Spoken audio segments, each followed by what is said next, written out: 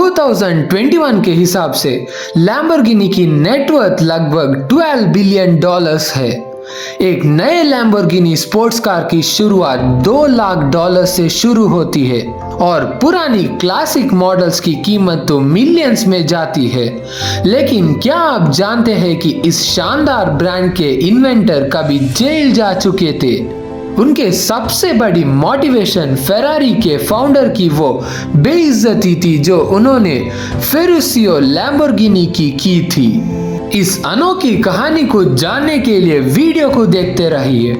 20th century की शुरुआत में एक किसान परिवार में जन्मे इस लड़के के बारे में किसी ने भी नहीं सोचा था कि वो इतना बड़ा नाम बनेगा। फेरुसियो लैम्बोर्गिनी का जन्म नॉर्थ बोलोंगा के एक किसान परिवार में हुआ था। उन्हें बचपन से ही फास्ट कार्स और मोटरसाइकिल्स का शौक था। खेती से ज्यादा उनका ध्यान खेती की मशीन्स में रहता था। उन्होंने जल्दी समझ लिया कि वो अपने पिता की तरह किसान नहीं बनना चाहते। उन्होंने इंडस्ट्रियल टेक्नोलॉजी की पढ़ाई की और 1940 में ग्रेजुएट हुए। ठीक उस वक्त जब वर्ल्ड वॉर 2 शुरू हुई।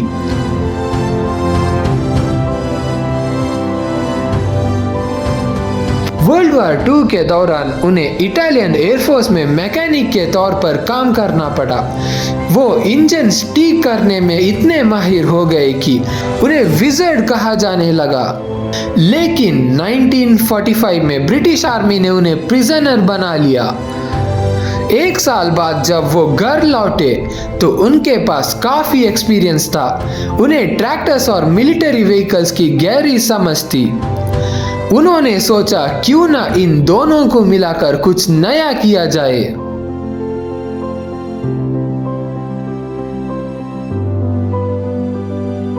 लैम्बोर्गिनी ट्रैक्टर्स का जन्म 1947 में लैम्बोर्गिनी ट्रटोरी की शुरुआत हुई। मजेदार बात यह है कि इसी साल फेरारी की भी शुरुआत हुई थी।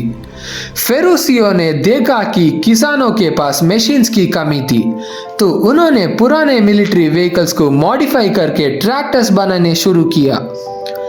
उनका बिजनेस बहुत जल्दी चल निकला। शुरुआत में वो महीने 1 ट्रैक्टर बनाते थे, लेकिन जल्दी वो हफ्ते में 4 और फिर साल में 200 ट्रैक्टर्स बनाने लगे।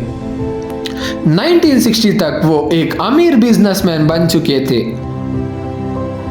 पैसा आने के बाद फेरुसियो ने दुनिया की सबसे महंगी गाड़ियां खरीदनी शुरू की, जैसे मर्सिडीज और मसराटी। लेकिन वो हमेशा एक परफेक्ट कार की तलाश में रहते थे। एक दिन उन्होंने एक फेरारी 250 GT खरीदी। यही से सदी की सबसे बड़ी दुश्मनी शुरू हुई। फेरुसियो को फेरारी पसंद तो थी, लेकिन उन्हें लगता था कि गाड़ी में काफी कमियां हैं। उनका कहना था कि फेरारी बहुत शोर करती है और उसका इंटीरियर उतना अच्छा नहीं है। एक दिन जब उनकी फेरारी का क्लच बार बार खराब होने लगा, तो उन्होंने अपनी ही ट्रैक्टर मैकेनिक से उसे चेक करवाया। जब मैकेनिक ने इंजन खोला तो उन्हें पता चला कि फेरारी में वही क्लच इस्तेमाल हो रहा है जो उनके ट्रैक्टर्स में होता था। फेरुसियो को बहुत गुस्सा आया कि इतनी महंगी कार के लिए वो एक आम क्लच के लिए 100 गुना ज्यादा पैसे दे रहे हैं। वो सीधा एंजो फेरारी के फाउंडर के पास गए शिकायत लेकर। कहा जाता है कि फेरुसियो ने एंजो से कहा, आप अपनी इतनी सुंदर गाड़ियां में ट्रैक्टर के पार्ट्स बनाते हैं। इस पर एंजो फेरारी ने गुस्से में जवाब दिया, तुम एक ट्रैक्टर चलाने वाले किसान हो, तुम मेरी गाड़ियों की शिकायत मत करो, क्योंकि ये दुनिया की बेस्ट कार्स है।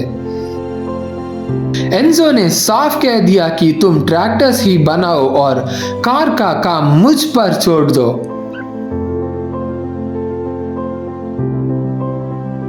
इसी बात ने फेरुसियो को आग बबूला कर दिया। उन्होंने पलटकर जवाब दिया, ठीक है, मैं एक किसान हूँ, लेकिन अब मैं तुम्हें दिखाऊंगा कि स्पोर्ट्स कार कैसे बनती है, और मैं ये अकेले करके दिखाऊंगा। मई 1963 में उन्होंने ऑटोमोबाइल लैम्बोर्गिनी की बुनियाद रखी। उन्होंने फेरारी और मैसेराटी के पुराने एम्प्लॉइज को हायर किया और उन्हें टास्क दिया एक ऐसे कार बनाना जो 240 किलोमीटर पर आवर की रफ्तार पकड़ सके।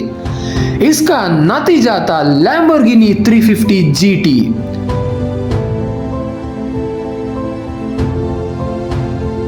फेरुसियो का ज़ोडिएक साइन टॉरस था, इसीलिए उन्होंने चार्जिंग बुल को अपना लोगो बनाया। उनकी गाड़ियों के नाम जैसे म्यूरा, डियाब्लो और उरुस भी बुल्स के नाम पर ही रखे गए हैं। लोगों ने उनके मजाक उड़ाए कि फेरारी से मुकाबला कर रहे हैं, लेकिन फेरुसियो ने हार नहीं मानी। आज लैम्बोर्गिनी दुनिया का सबसे बड़ा लग्जरी ब्रांड है। ये कहानी हमें सिखाती है कि एक सही दुश्मनी और डिटर्मिनेशन कैसे आपको ग्रेटनेस तक पहुंचा सकती है।